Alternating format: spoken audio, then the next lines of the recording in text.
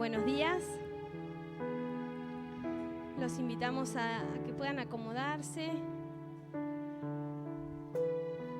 para poder empezar esta mañana con una reunión como todos los domingos hacemos, pero que puede ser especial, ¿sí?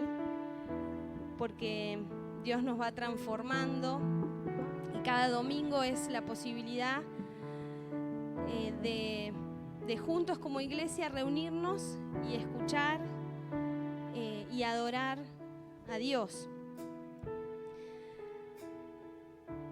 Me gustaría para empezar este tiempo cantar una canción juntos y ustedes van a ver hoy las canciones, no las elegí de esa manera, pero todas hablan de nuestra condición y del gran amor de Dios, ¿sí?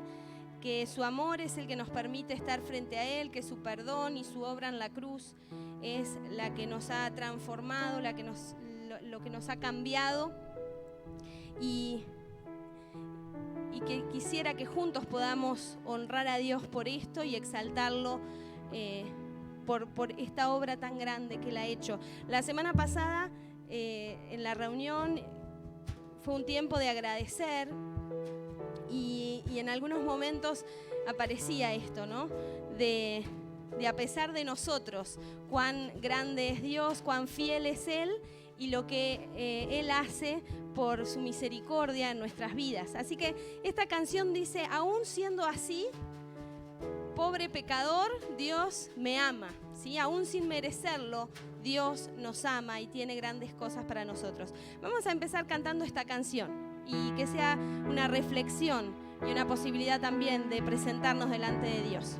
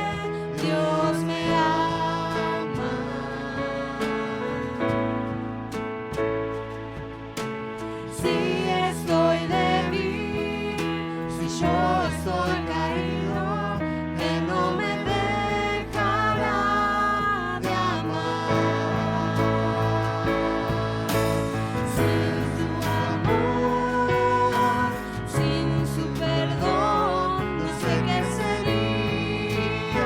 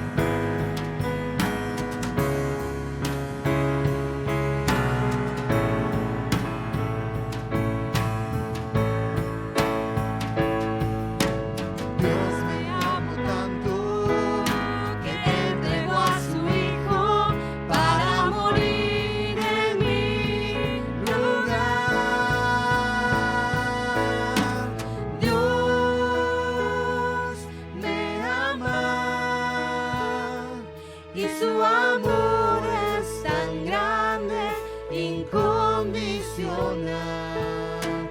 Dios me ama y siempre está con sus brazos abiertos a mí.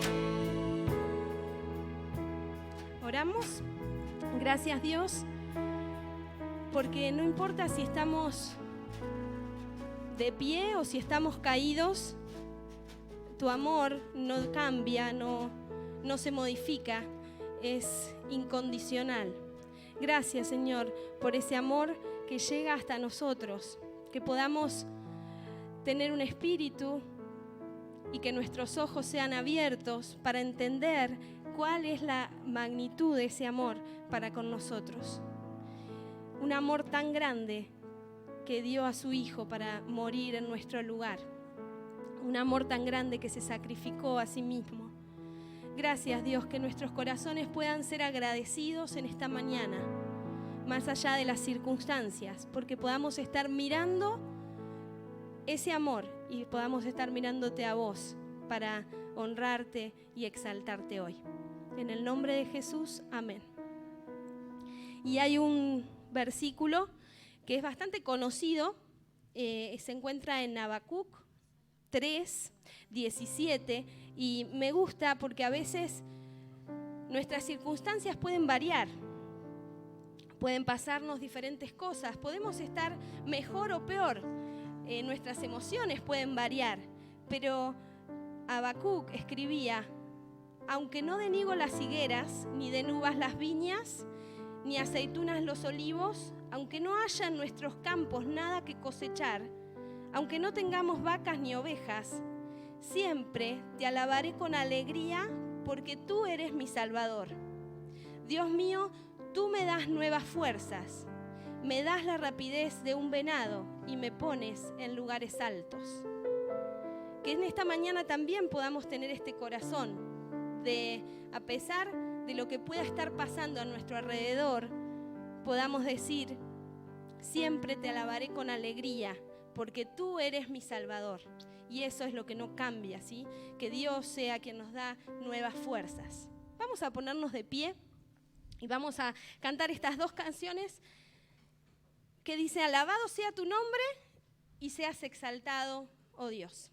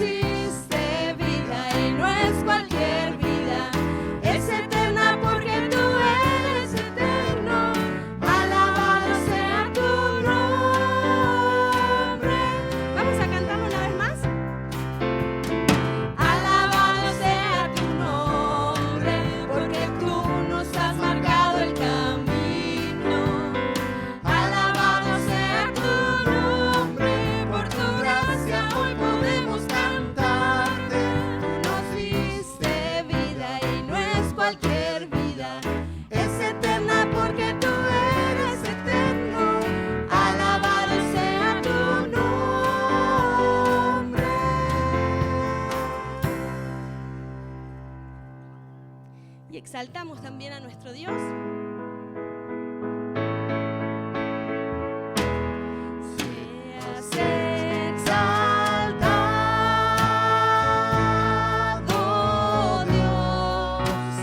Sobre los cielos.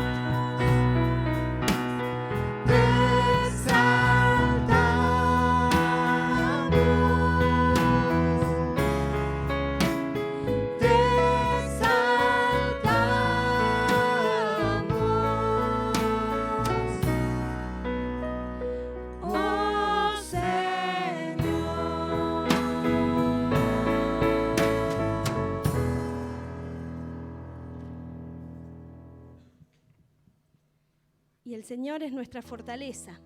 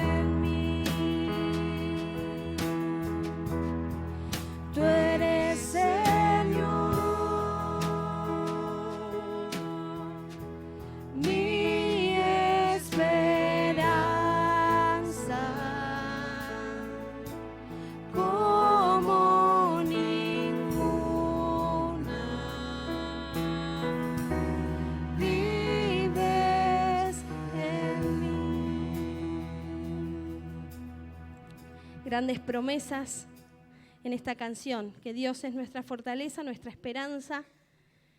Y esta última canción tiene que ver con que Dios también conoce nuestros corazones. Y nuevamente aparece algo de esto, que cuando fallamos, cuando no estamos bien, igual Dios permanece fiel y nos ama. Vamos a cantar juntos esta última canción.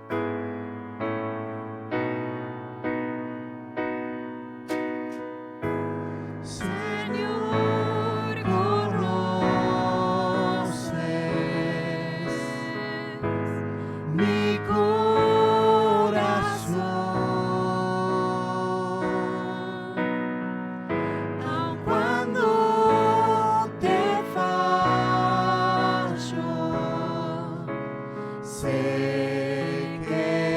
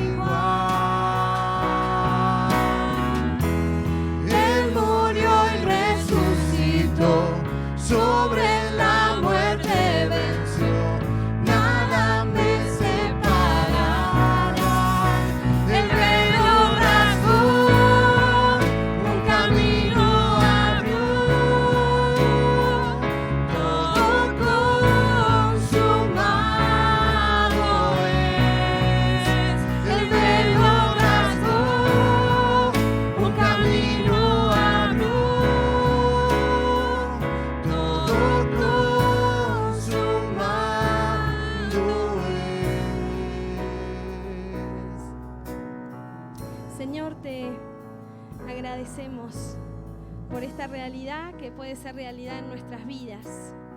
Y Señor, a pesar de nuestras imperfecciones, vos nos ves a través de la sangre de Cristo y de ese sacrificio que Él hizo en la cruz, dando su vida por nosotros.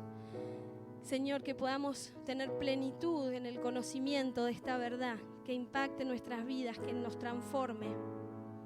Gracias porque nuevas son tus misericordias. A pesar de nosotros, siempre tu amor se renueva y es nuevo cada día. Gracias, Señor, que esta actitud de adoración nos acompañe en el resto de la semana, en cada día. Ayúdanos, guíanos a través de tu Espíritu hasta a que esto sea una realidad en mi vida y en la vida de cada uno de los hermanos que hoy están acá. Gracias, Señor, porque sabemos que estás en medio nuestro y solo queremos rendirte adoración y alabanza a vos. En el nombre de Jesús, amén. Tomen asiento.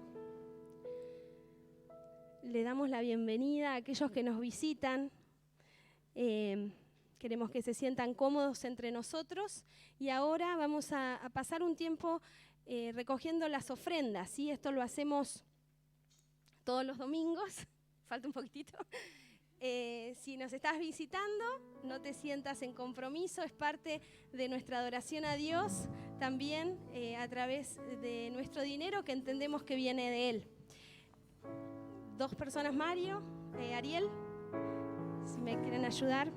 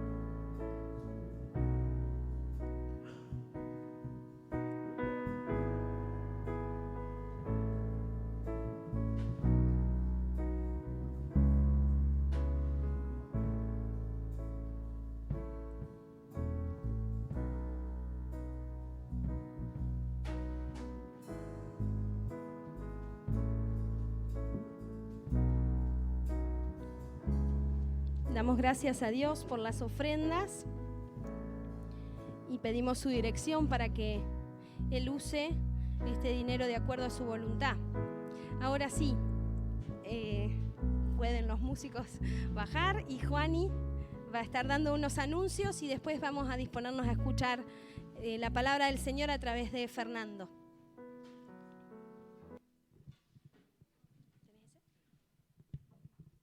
Buenos días a todos, bienvenidos a aquellos que todavía no pudimos saludar.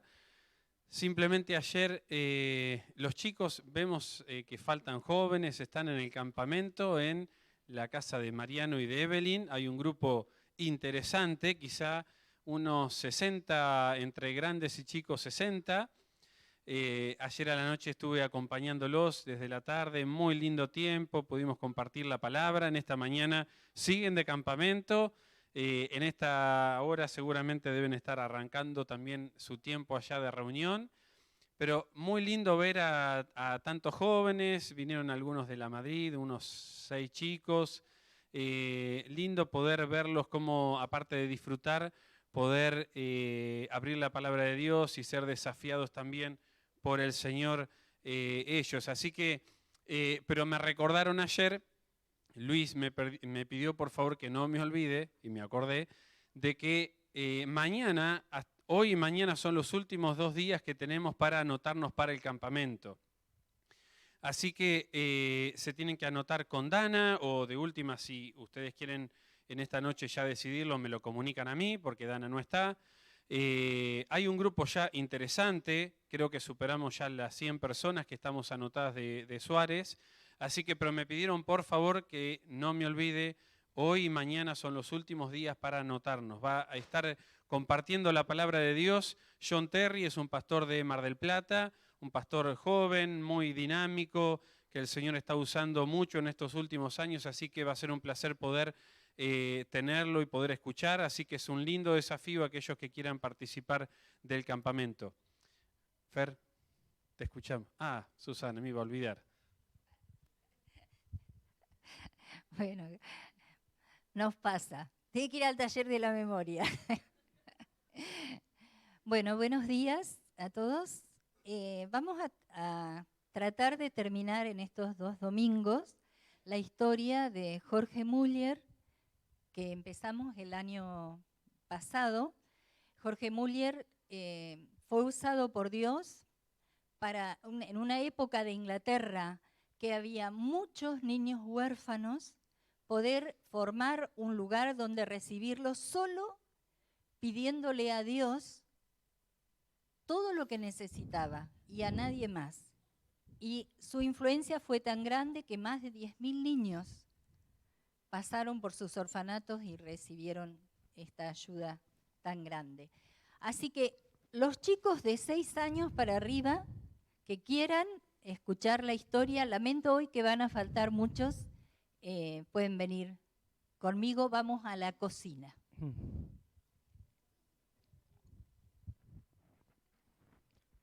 Les doy un segundito a los chicos, así pasan.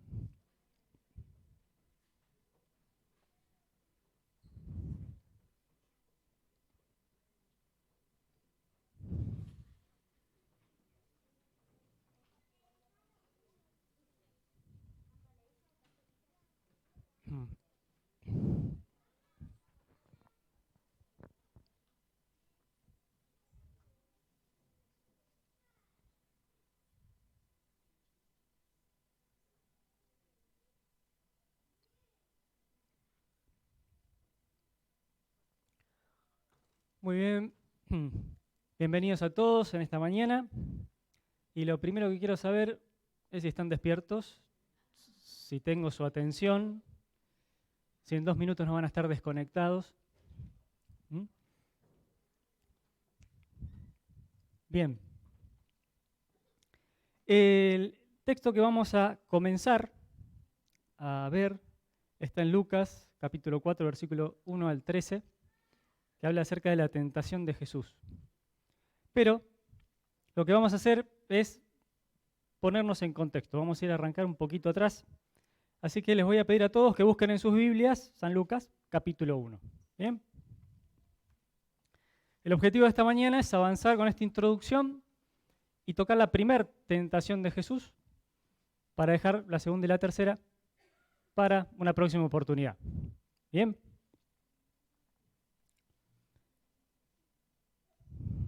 Si uno comienza o pretende estudiar el texto que vamos a comenzar a ver hoy acerca de la tentación de Jesús, es interesante arrancar desde el capítulo 1 porque nos ayuda a entender mejor la importancia de esos versículos para la historia y para nosotros como hijos de Dios, ¿no? ¿Qué implicancia tuvo, qué importancia tuvo ese momento de la vida de Jesús? Si nosotros agarramos el Evangelio de Lucas y agarramos el primer capítulo, arranca con una dedicatoria a un tal Teófilo, al cual le escribe Lucas, y en el cual en esa introducción Lucas lo que hace es tratar de poner la mayor cantidad de herramientas posibles a este Teófilo para que pudiera entender el Evangelio y tener la seguridad de que ese Jesús de Nazaret del cual él le hablaba era el Mesías esperado, el Mesías prometido a la humanidad ya desde Génesis capítulo 3, versículo 15, allá lejos, al comienzo de la historia. Bien. Si seguimos avanzando, Lucas lo primero que hace es empezar a poner prueba tras prueba que ratificaban que Jesús era el Mesías esperado. Bien, vamos a mirar.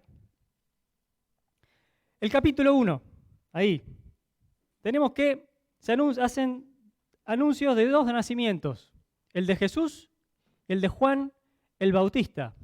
Bien, fue un anuncio común y silvestre el anuncio del nacimiento de Juan y el de Jesús. ¿Fueron al médico y le hicieron un análisis y le dio positivo? No. tuvieron un anuncio muy particular. ¿Cuál fue ese anuncio? Bien, para los dos casos hubo un anuncio de este nacimiento que era muy particular. Ángeles de Dios, mensajeros de Dios, anunciaron que iba a nacer tanto el precursor del Mesías como que el Mesías. Bien. También, si seguimos avanzando en el relato, vemos que se hace el anuncio del nacimiento de Juan, el anuncio del nacimiento de Jesús, pasan cosas extraordinarias cuando María visita a Elizabeth. Pero quiero que demos un salto un poquito más adelante, porque en estos pasajes también, en los primeros pasajes, también se anuncia que este Mesías que iba a nacer iba a cumplir con los pactos que Dios había establecido con David y con Abraham, también muchísimos años atrás. Bien, quiero que alguien me lea, por favor, del capítulo 1, el versículo 72. Ahí Zacarías hizo una profecía, o anunció algo. ¿Qué dijo? Capítulo 1, versículo 72. ¿Qué decía acerca de este que iba a nacer?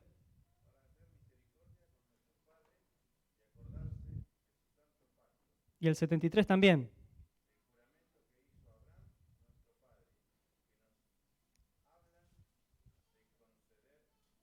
Que nos había de conceder. Perfecto, muchas gracias.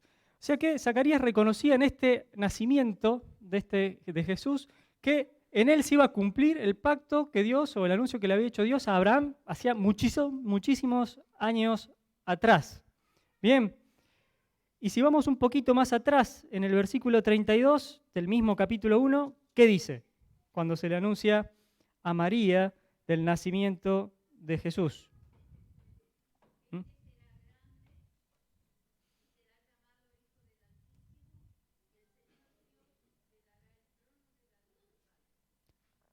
Y le dará el trono de David, su padre.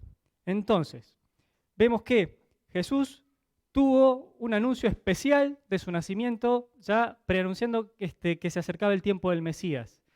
Hubo personas que reconocieron en este nacimiento el cumplimiento del pacto de Abraham y el pacto que hizo Dios con David. Bien. Después nace Jesús. En el capítulo 2 vemos que hay otros testimonios que ratifican que Jesús era el Mesías esperado. Vemos que en el capítulo 2, vamos a ir al capítulo 2, Jesús nació, lo van a presentar al templo y vamos a leer lo que dice de los versículos 27 al 32. ¿Quién me lo lee, por favor? Ahí aparece una persona, un hombre temeroso de Dios llamado Simeón. ¿Y qué dice la Biblia? Lucas capítulo 2, versículos 27 al 32.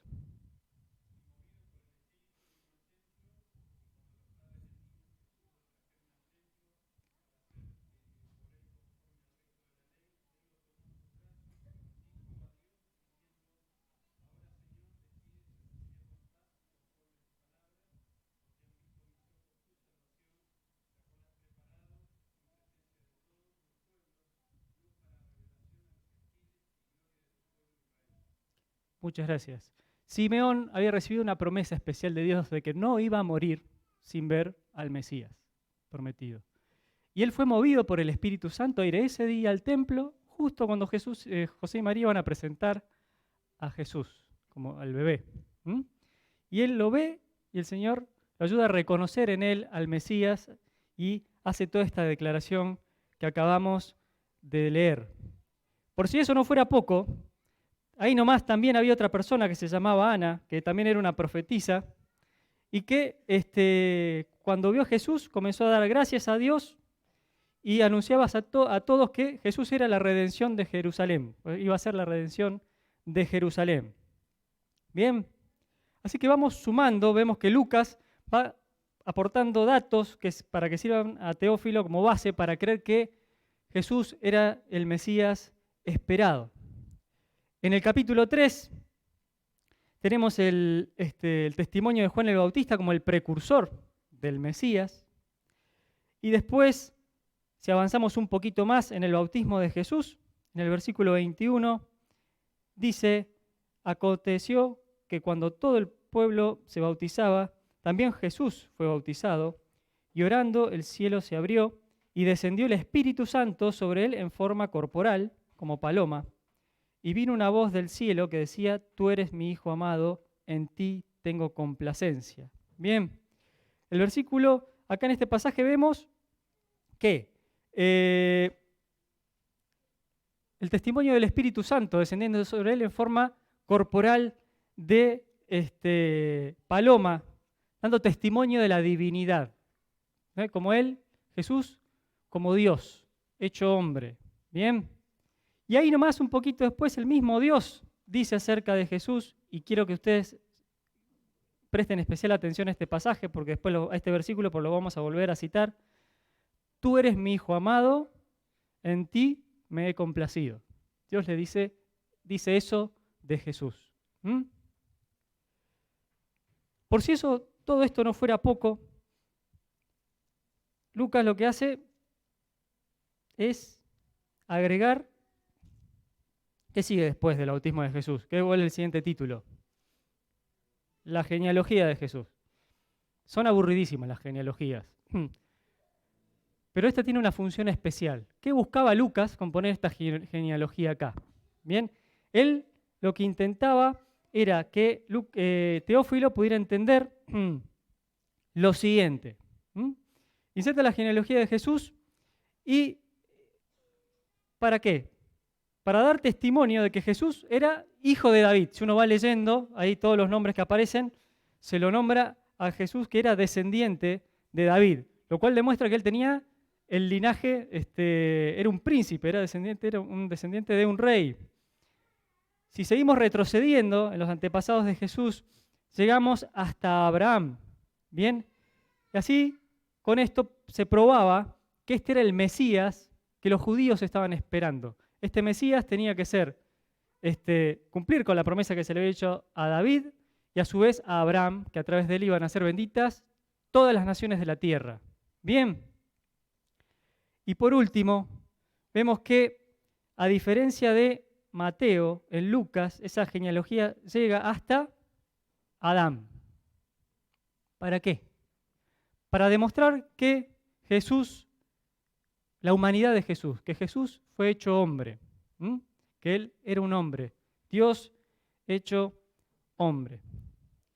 Y este pasaje, justamente, es el pasaje que viene, que es el que vamos a estudiar, es importante porque era la última credencial que Jesús necesitaba para poder empezar su ministerio público. Si ustedes ven en el capítulo 4, que vamos a ver ahora, del 1 al 13, es la tentación de Jesús, y después de eso Él empieza su ministerio público. Bien.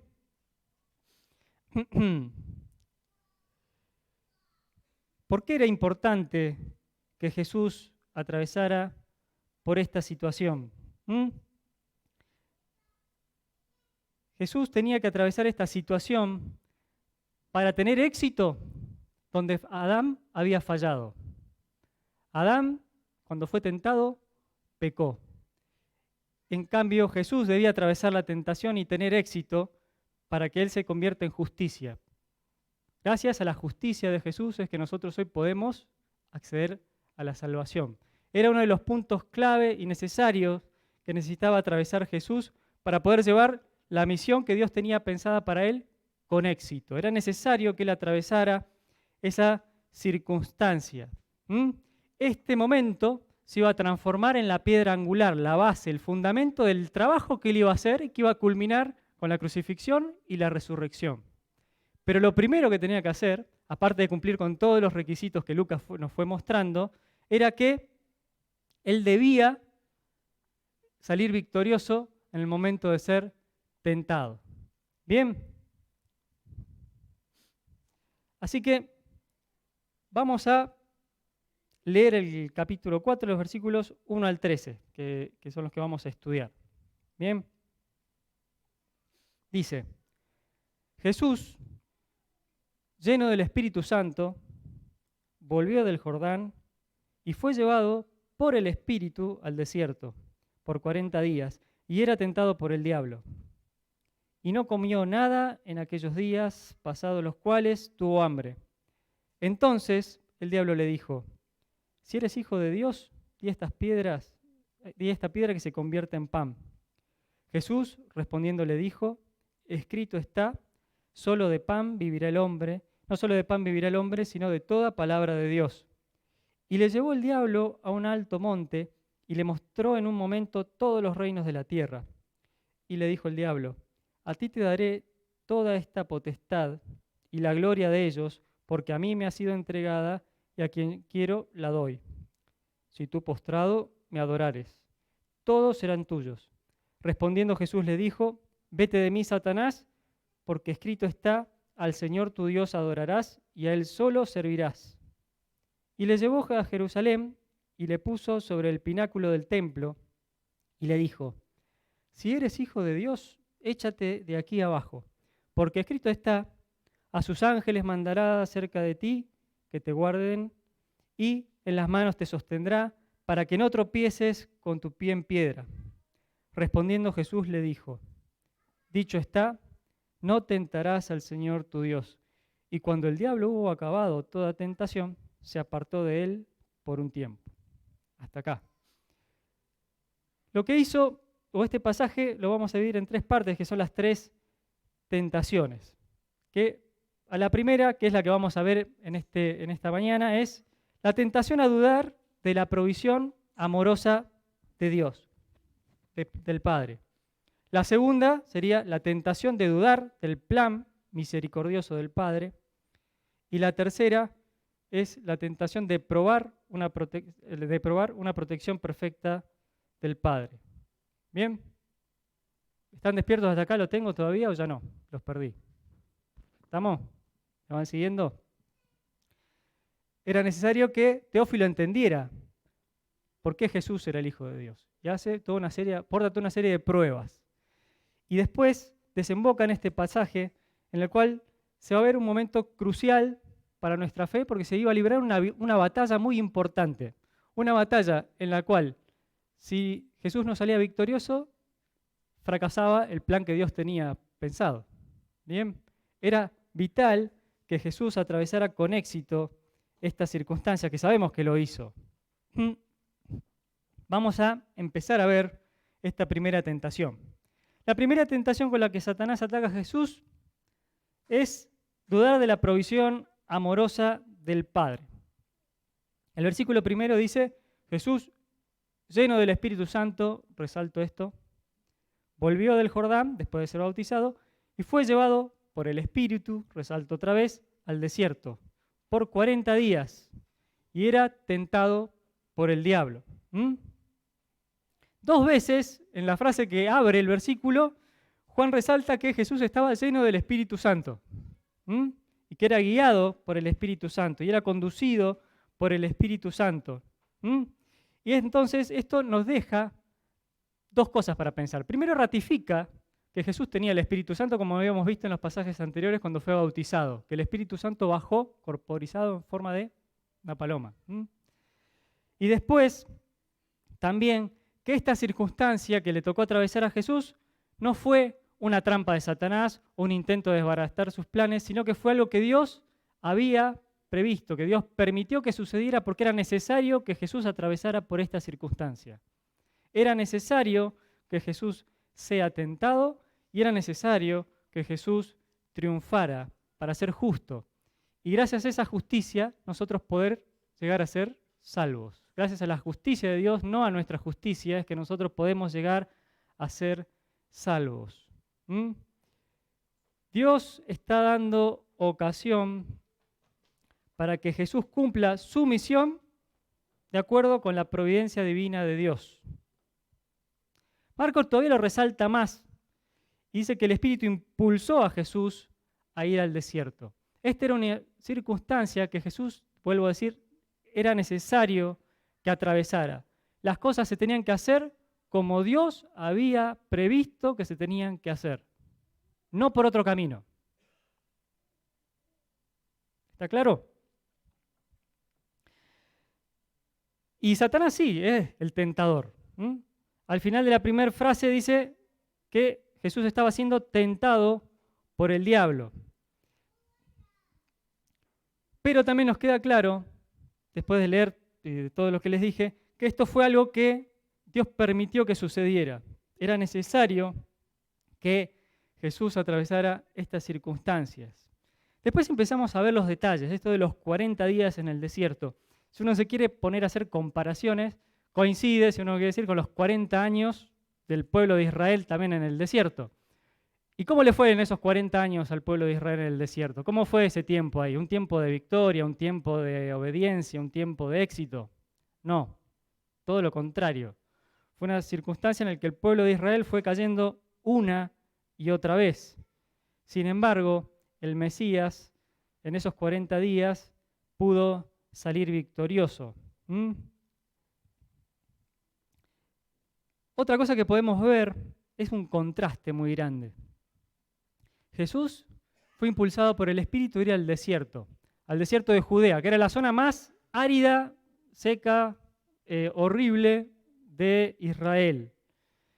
No sé cuál podría ser un equivalente en nuestro país. Bueno, cualquiera que haya tenido la posibilidad de pasar por un desierto es desolador. Y Jesús fue probado en ese lugar, en ese contexto físico. Y miremos a su vez qué pasó con Adán. Adán, que estaba en lo que podríamos decir, el desierto en el que estaba Jesús era el anti-Edén, todo lo contrario al Edén.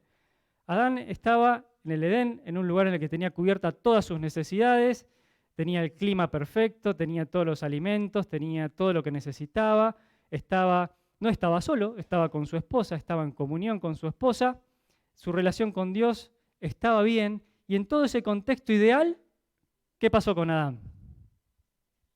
Fracasó.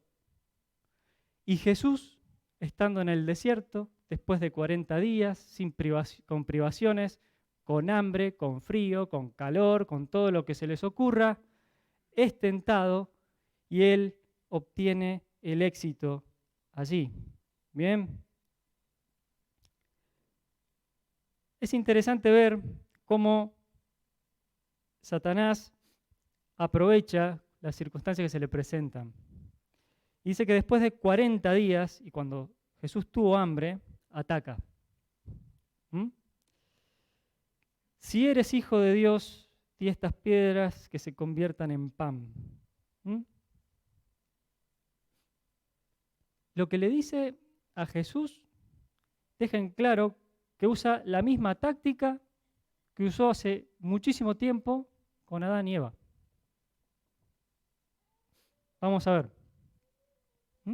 Usa la misma táctica. Porque la idea central del ataque era, tanto acá como en el versículo 9, vamos a leer el versículo 9 un poquito más adelante, vamos a recordarlo otra vez, dice 4:9, y le llevó a Jerusalén y le puso sobre el pináculo del templo y le dijo, si eres hijo de Dios, échate de aquí abajo. Lo que quería hacer Satanás es cuestionar la declaración de Dios. ¿Qué le había dicho Dios? ¿Qué había dicho Dios en el capítulo 3:22? Alguien que lo lea, por favor, de vuelta. ¿Qué había dicho Dios? En la última parte del versículo 3:22. Dios mismo dijo, tú eres mi hijo amado en quien tengo complacencia. Y Satanás se planta y le dice, si eres el hijo de Dios, pone en duda, cuestiona lo que Dios había dicho. ¿Y no le suena parecido a lo que pasó en Edén? Génesis 3:1, ¿qué dice? ¿Con qué Dios dice? Génesis 3:1, a ver, alguien que lo lea. Por favor.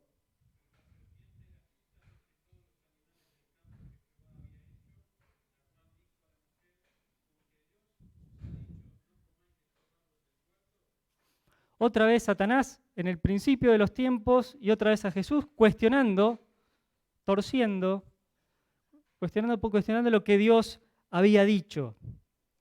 Satanás sabía que Jesús era el Hijo de Dios. No es que estaba buscando información. No es que no tenía el dato de quién era Jesús. Es más, nosotros vemos, si vamos leyendo los evangelios, que había demonios que cuando lo veían a Jesús lo reconocían como el Hijo de Dios. Y es más, un poquito más adelante en este mismo pasaje, en el capítulo 4, los versículos 33 al 34, se da una circunstancia así. Fíjense, acompáñenme. Dice, 33 y 34. Estaba en la sinagoga un hombre que tenía un espíritu de demonio inmundo, el cual exclamó a gran voz, diciendo, déjanos, ¿qué tienes contra nosotros, Jesús Nazareno? ¿Has venido para destruirnos? Yo te conozco quién eres, el Santo Dios. Y Jesús le reprendió diciendo, cállate y sal de él. Los demonios lo reconocían. Satanás sabía que Jesús era el Hijo de Dios. De la misma manera que él sabía lo que Dios le había dicho a Adán y Eva en el Edén. Así que eso hace que destaca la maldad o la intención de Satanás para golpear el plan de Dios. Resalto otra vez, Satanás no te buscaba nueva información, trataba de poner en duda lo que Dios había dicho. No trataba de convencer a Jesús de que él no era el Hijo de Dios, porque Jesús ya lo sabía. Veríamos viendo cómo el Espíritu Santo había llegado sobre él, cómo Dios mismo había dicho que él era su Hijo amado, sino que Jesús dudara de la provisión de amor del Padre por él. Ya vamos a aclarar un poquito más qué significa esto. Pongámoslo en otras palabras. Es como si Satanás le dijera a Jesús, bueno, Jesús, vos sos el Hijo de Dios. ¿Y a vos te parece que el Hijo de Dios vive así? Está el desierto ahí, 40 días, hambre, calor de día, frío de noche, todas las incomodidades que a ustedes se les ocurra. Si nosotros nos quejamos por 2 o 3 días de campamento y andar en carpa, imagínense 40 días. ¿A vos te parece que el Hijo de Dios vive así? Con que Dios os ha dicho, tú eres mi Hijo amado, y sin embargo, te prohíbe hacer pan para vos ahora que tenés hambre.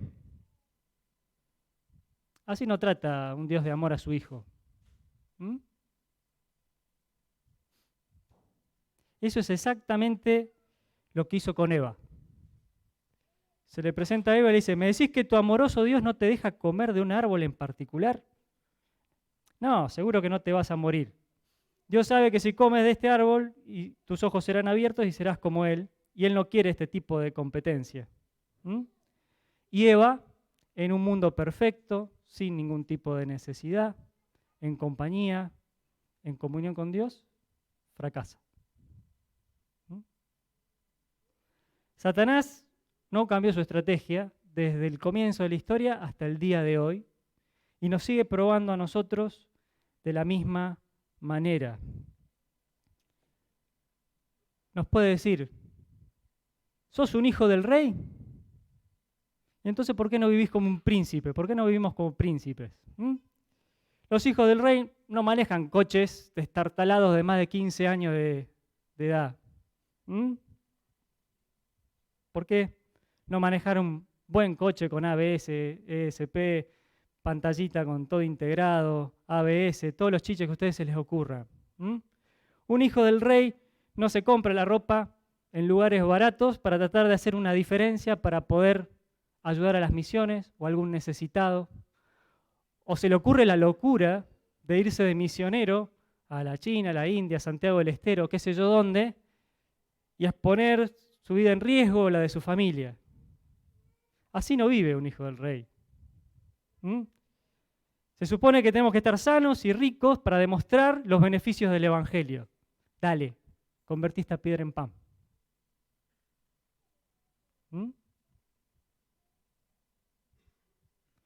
No es pecado comer pan cuando se tiene hambre. Ni siquiera es pecado crear pan, porque Jesús mismo después lo hizo cuando alimentó a los 5.000. Tampoco Satanás lo está tentando a que demostrara que era Dios, porque estaban solos, ¿quién lo iba a ver?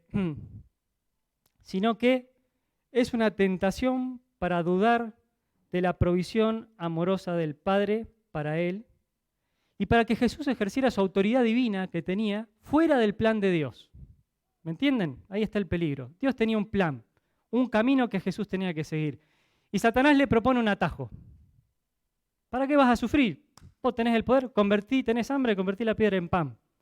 Sin embargo, el plan de Dios era que él tenía que pasar por ese tiempo, soportar la tentación, para después obtener la victoria que era más trascendente que saciar el hambre. ¿Me entienden? ¿Me siguen? ¿Ya se durmieron? ¿No? Así que esa era la tentación que le planteaba Satanás. Dudar de lo que él estaba haciendo era de acuerdo a lo que Dios quería, y que a pesar de lo dificultoso de esos 40 días y del hambre, era parte de lo que Dios quería que pasara, y que Dios le iba a proveer lo que necesitaba en el momento necesario, pero la tentación estaba en ese atajo que le estaba planteando Satanás. Vos tenés la capacidad de hacer, convertir esta piedra en pan, soluciona tu problema. Pero eso hubiera quebrantado el plan de Dios. ¿Bien? ¿Cómo debemos responder a este tipo de tentación? ¿Cómo luchamos contra un planteo como este, que vemos que no es novedoso, sino que lo usó en el principio de los tiempos, lo usó con Jesús y lo sigue usando hoy con nosotros? Ante lo que el Señor nos pide, a nosotros muchas veces se nos plantea la respuesta mágica e inmediata, pero que nos permite resolver o alcanzar cosas ahora y ya, pero dejando de lado lo mejor que tiene el Señor para nosotros en nuestra vida. A Jesús se le planteaba entre comer pan y desobedecer a Dios y echar por la borda el plan de salvación. Fíjense lo que hubiera pasado. ¿Bien? ¿Y qué hace Jesús? Él responde, y esto ya lo tienen que haber escuchado muchas veces, él responde con la palabra de Dios. Y me encanta cuando dice, y Jesús respondió, escrito está. Él responde con la palabra de Dios, con la espada del Espíritu, que es la palabra de Dios, la palabra viva y eficaz de Dios, y más cortante que toda espada de 2 filos, como dice Efesios 4:12. Y le dice, escrito está, no solo de pan vivirá el hombre.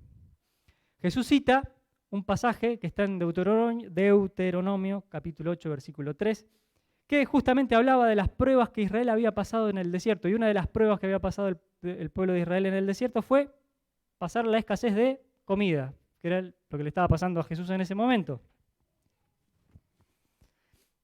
¿Y qué es lo que hace Jesús? Justamente, Él no se deja engañar por la gratificación o tratar de satisfacer esa necesidad inmediata que era el hambre. ¿Alguno de ustedes pasó hambre? Pero hambre de verdad.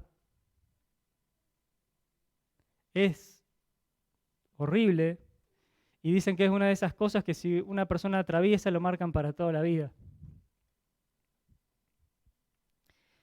O sea que era algo difícil de superar.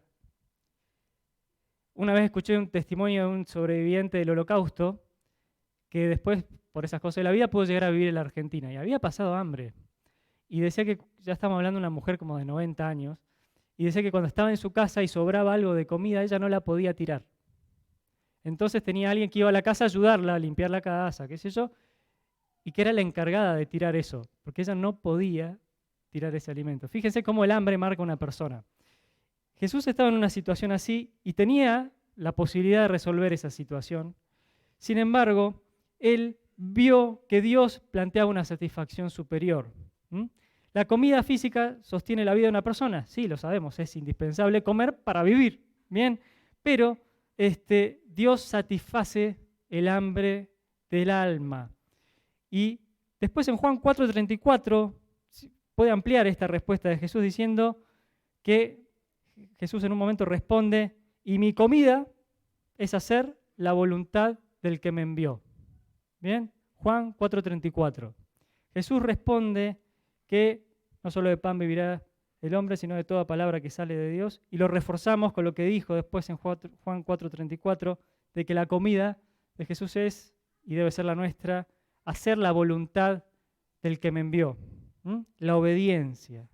Bien, Jesús, ante un ataque de Satanás, responde con conocimiento de la Escritura y con obediencia.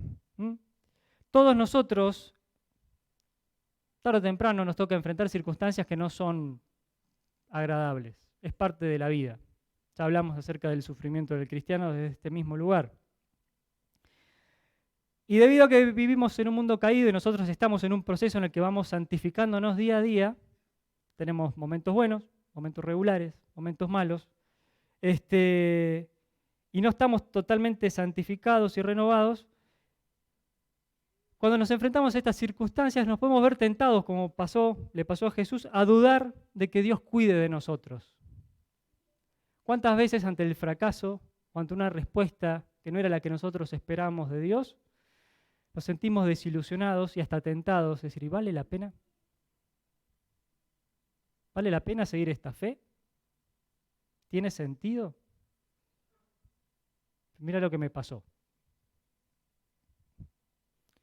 Una relación fallida, dificultades financieras, pérdidas de familiares, de amigos, pueden llevarnos a dudar de la provisión de amor del Padre por nosotros. Pero muchas veces, como pasó acá con Jesús, cuando el Señor nos quita, cuando Dios nos quita ciertas alegrías terrenales, lo hace para que podamos aprender a estar más aferrados a Él. Y esto, sin duda, va a traer una mayor satisfacción. Es fácil decirlo, pero hay que pasarla. ¿Bien? Jesús estaba con 40 días sin comer, la posibilidad de resolver el asunto rápido. Sin embargo, Él decide aferrarse al plan de Dios y que la obediencia a Dios y el permanecer aferrado a Dios a pesar de esa circunstancia difícil iba a ser más beneficiosa todavía. Veamos un ejemplo y ya vamos a ir acercándonos al final. El apóstol Pablo, ¿se acuerdan de Pablo? Pablo en Filipenses capítulo 3, del versículo 3 al 5 o por ahí, él en un momento hace una enumeración de su currículum. Él dice que fue circuncidado el 8º día, del linaje de Israel, de la tribu de Benjamín, hebreo de hebreos, fariseo, celoso perseguidor de la iglesia y sin mancha de acuerdo con la ley. Sería el equivalente hoy en día a que se pare, bueno, va a hablar hoy con ustedes el doctor fulano de tal, graduado de la Universidad de Harvard, con un máster en la Universidad de no sé dónde, un doctorado y un postdoctorado, trabajó para la empresa tal y cual. Entonces, con Pablo pasaba lo mismo. Él tenía en su haber un montón de cosas de las cuales sentirse orgulloso. Él tenía la vida resuelta, tenía un montón de cosas que le servían para tener una vida destacada. Sin embargo, ¿qué le pasó a Pablo? Un día conoció a Jesús y el mundo se le dio vuelta. Y esa persona que tenía todos los pergaminos, esa persona que tenía toda la capacidad, el potencial para tener una vida espectacular, un desarrollo personal impecable, se encontró que iba por la vida siendo golpeado y apedreado donde quiera que iba porque hablaba acerca de un carpintero judío crucificado que era el Señor del universo. Es decir, está loco este hombre. Pero después, si llegás al versículo 8 del capítulo 3 de Filipenses, ahí resumiendo el versículo, Pablo dice: he sufrido la pérdida de todas las cosas, de todo esto que yo le decía que él tenía antes y que mucha gente valoraba. ¿Por qué?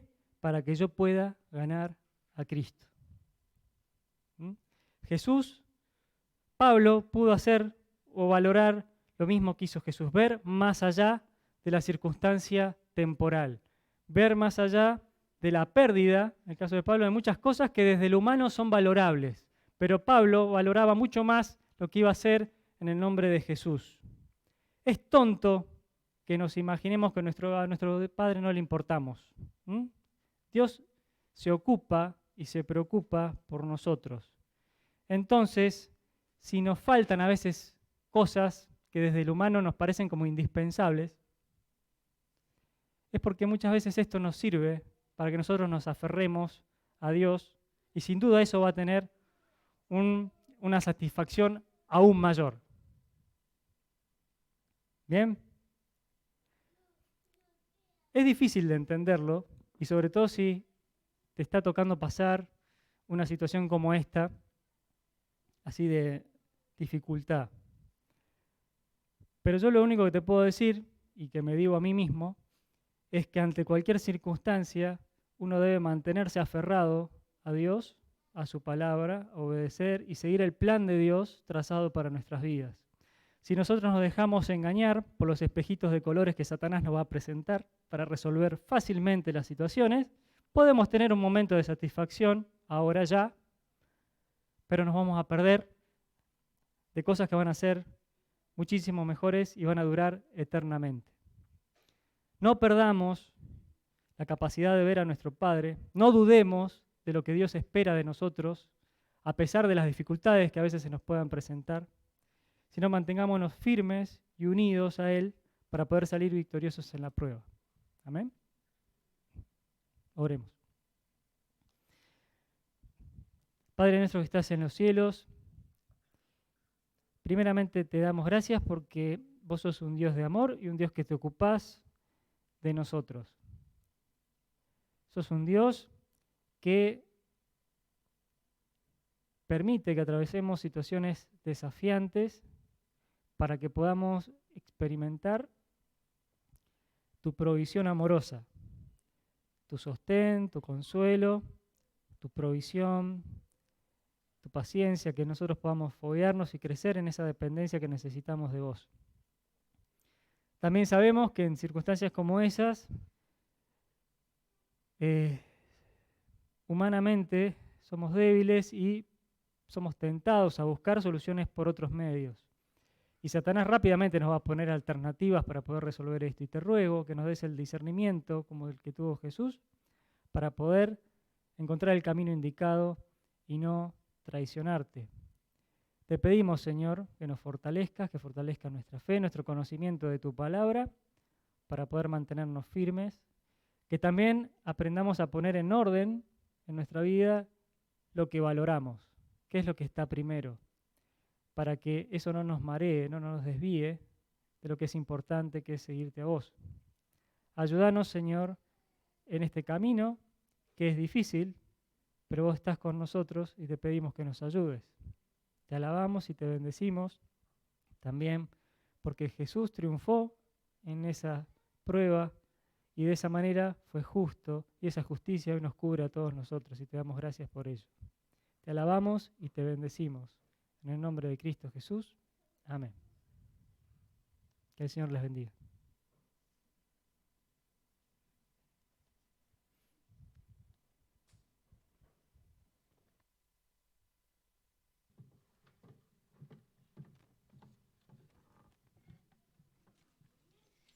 Gracias, Fer. Bueno, quería terminar hoy con una canción y pensaba que varias de las canciones que compartimos al principio hablan también del amor de Dios y de este amor incondicional. Pero me gustaría que terminemos cantando la canción que alaba el nombre de Dios, porque Él nos mostró un camino y porque Él nos da una vida que dice esta canción que no es cualquier vida, es una vida espiritual, una vida abundante y una vida eterna. Los invito a ponerse de pie, cantamos y terminamos este tiempo juntos alabando el nombre de Dios. Alabado sea tu nombre.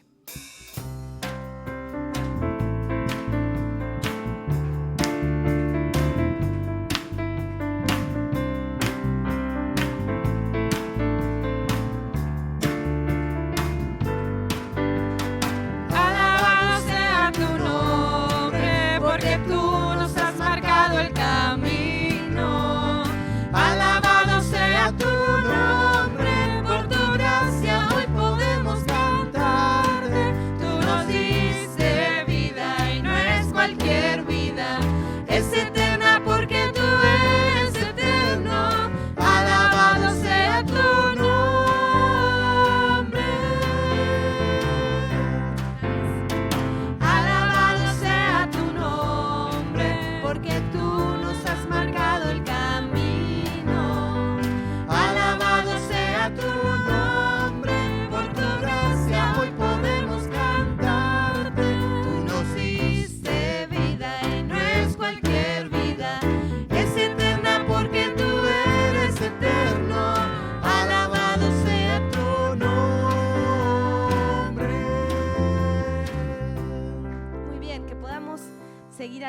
Dios y teniendo presente esto que escuchamos de parte de Él en esta mañana.